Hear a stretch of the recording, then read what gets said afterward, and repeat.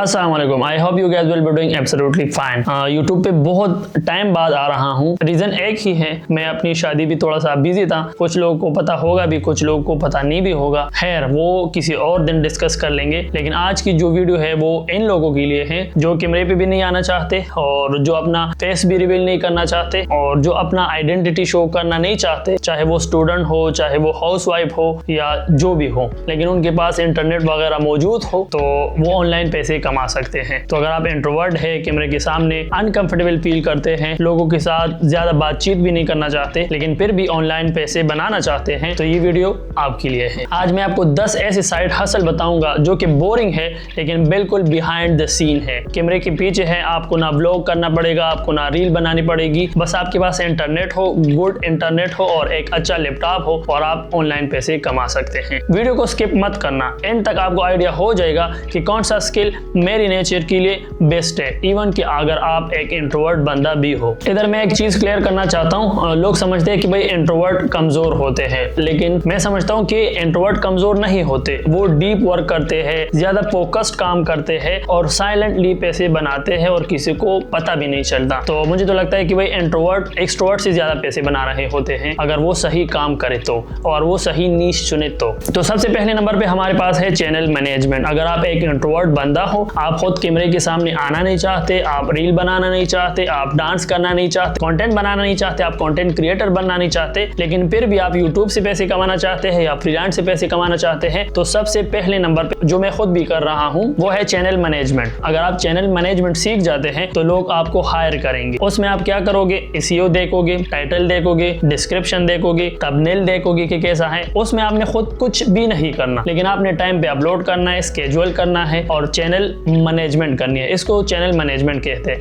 मतलब एक क्लाइंट है, वो खुद मैनेज नहीं कर सकता, उनके पास टाइम नहीं है, टाइम की कमी है और वो उनको ये चीज आती भी नहीं है, मतलब वो इतना एक्सपर्ट नहीं होता, वो सिर्फ बोल सकता है, लेकिन बिहाइंड द सीन जो चीजें होती है उनके पास टाइम वगैरह नहीं होता, तो वो खुद मैनेज नहीं कर सकते। अगर आप एक चैनल मैनेजर बनते हैं ना, तो आप कम से कम 300, 400, 500, इवन $1000 भी आप चार्ज कर सकते हैं गोरों को। तो मुझे लगता है कि अगर आप एक इंट्रोवर्ट है, आपको रील नहीं बनानी, वीडियो नहीं बनानी, तो चैनल मैनेजमेंट आप कर सकते हैं, तो ये आपके लिए एक बेस्ट अपॉर्चुनिटी है। सेकंड नंबर पे हमारे पास है सोशल मीडिया मैनेजर। अगर आप किसी क्लाइंट की सोशल मीडिया मैनेज करते हैं, वो आपको इस तरह होता है यूजुअली कि वो आपको डेटा प्रोवाइड करते हैं, आपने उन डेटा को कैलेंडर के हिसाब से स्केड्यूल करना होता है। 15 वीडियोज है, 15 पोस्ट है, तो वो आपने क्या करना है, वो आपने स्केड्यूल करने हैं। उनकी अगर कोई ईमेल्स आ रही है, उनकी कोई अगर कमेंट आ रहे हैं, उनके अगर कोई क्वेरी आ रहे हैं उनके इनबॉक्स में, तो उनका आपने रिप्लाई करना है। That's it. आपने खुद कैमरे पे आना नहीं है, आपने खुद रील बनानी नहीं है, आपको प्रोवाइड करेगा डेटा क्लाइंट और आप वो स्केड्यूल करोगे क्लाइंट के लिए, और वो सोशल मीडिया मैनेजमेंट हो गई। पाकिस्तान में अगर आपको कोई क्लाइंट मिलता है तो 20,000 से लेकर 50,000 तक आपको सैलरी भी दे सकता है। अगर आप प्रोजेक्ट बेस पे करते हैं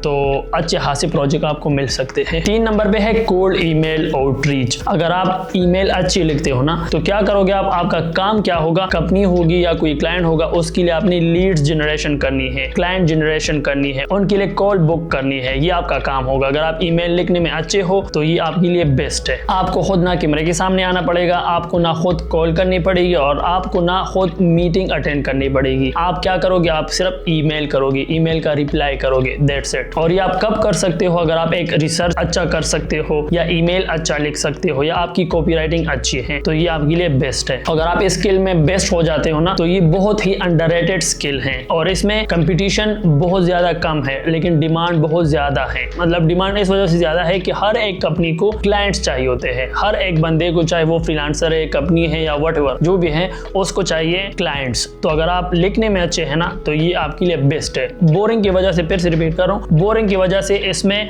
जो है डिमांड ज्यादा है, सप्लाई कम है, मतलब लोग कम है, ईमेल मार्केटर जो होते हैं वो कम है। और आप अगर एक इंट्रोवर्ट और ईमेल लिखने में अच्छे हैं तो ये आपके लिए बेस्ट है। 4 नंबर पे है पेड एड बैकएंड मैनेजर। आप क्या करते हो इसमें, क्लाइंट आपको स्ट्रेटजी देती है और आप उनका डैशबोर्ड मैनेज करते हो। इसमें आप एड्स मॉनिटर करोगे, रिपोर्ट तैयार करोगे और बजट चेक करोगे। इसमें आपको ना सेलिंग की जरूरत है, ना कन्विंसिंग की जरूरत है, ना मीटिंग की जरूरत है, ना आपको कॉल करने की जरूरत है। बस आप क्या करते हो, नंबर का गेम है, आप डैशबोर्ड हैंडल करते हो, आपका और कुछ भी काम नहीं है। नंबर 5 पे हमारे पास है वेबसाइट एसईओ ऑप्टिमाइजर। एसईओ जो है वो इंट्रोवर्ट के लिए गोल्ड माइन है। अगर आप रिसर्च अच्छा कर सकते हो, अगर आप पेज इंप्रूव कर सकते हो, अगर आप जो है उनकी ब्लॉग कैटलॉग्स इंप्रूव कर सकते हो, कीवर्ड रिसर्च वगैरह सारा कुछ अच्छा कर सकते हो, तो ये इंट्रोवर्ट के लिए बेस्ट ऑप्शन है। इसमें यूजुअली जो है रिजल्ट बहुत ज्यादा कम आते हैं, मतलब 5-6 महीने एक प्रोजेक्ट लेता है, लेकिन क्लाइंट ये होगा कि आपके साथ लॉन्ग टर्म चलेगा। अगर आप अपने क्लाइंट को कन्विंस कर सकते हो कि भाई इसमें रिजल्ट स्लो होंगे लेकिन अच्छे होंगे, तो वो आपके साथ लॉन्ग टर्म चलेगा। 2-3 क्लाइंट भी आपके साथ हो तो 5-6 महीने आपके साथ इजीली चलेगा।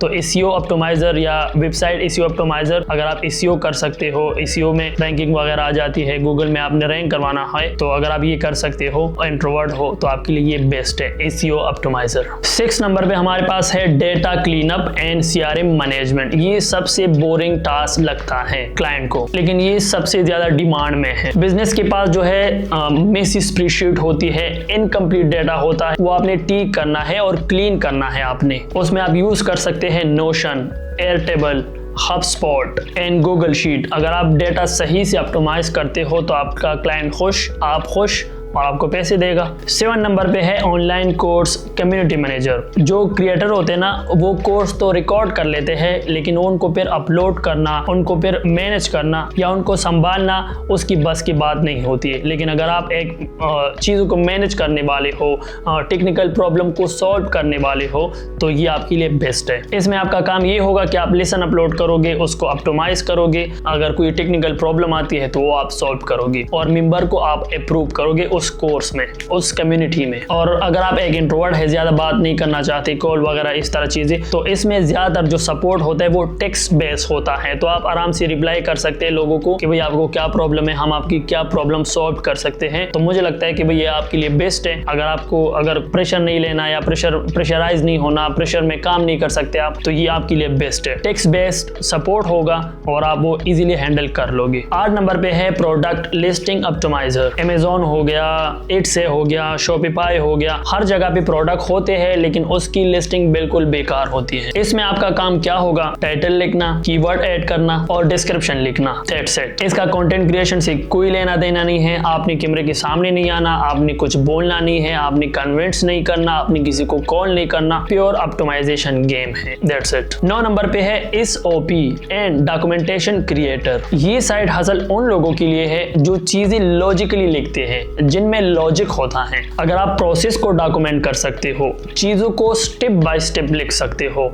या एक कंपनी के लिए आप चेकलिस्ट बना सकते हो, और आप किन के साथ काम कर सकते हो, इसमें आप एजेंसीज और स्टार्टअप के साथ काम कर सकते हो। वो लिखने में उनको टाइम सेव होगा। अगर आप उनको ये चीजें प्रोवाइड करोगे तो उनका टाइम सेव होगा और आपको वो अच्छा पे करेंगे। 10 नंबर पे हमारे पास है stock content creator, non human, मतलब जिसमें ह्यूमन ना हो। इसमें आप अपनी शक्ल दिखाने की कोई जरूरत नहीं है। आप ले सकते हैं बी रोल, आप बना सकते हैं साउंड इफेक्ट, आप बना सकते हैं मोशन ग्राफिक्स बैकग्राउंड, आप बना सकते हैं एआई इमेजेस, या अगर कोई टेम्पलेट हो, कोई एसेट हो, आप उसको स्टॉक मार्केट में या स्टॉक प्लेटफॉर्म पे आप उसको सेल कर सकते हैं। एक बार आप बनाओ, फिर वो पैसिव इनकम बन के आपके पास स्लो आएगी महीनों तक। आप उससे इनकम जनरेट कर सकते हो पैसिव। तो ये थे हमारे साथ 10 साइड हसल जो कि बोरिंग है लेकिन आपको पैसा बना के देगा। तो अभी तक तो आपने डिसाइड कर लिया होगा कि भाई कौन सा मेरे लिए बेस्ट है, लेकिन अगर अभी भी आपने डिसाइड नहीं किया है तो अब सवाल ये बनता है कि भाई मेरे लिए कौन सा। तो मैं आपको बताता हूँ कि आपके लिए कौन सा बेस्ट है। अगर आप एक वेल ऑर्गेनाइज्ड पर्सन हो तो आपके लिए चैनल मैनेजमेंट और सीआरएम बेस्ट है। इसके बारे में आप फिर खुद रिसर्च करें। अगर आप लिखने में अच्छे हो तो आप कोल्ड ईमेल और एसओपीज लिख सकते हो। अगर आप एक एनालिटिक पर्सन हो तो आप एसईओ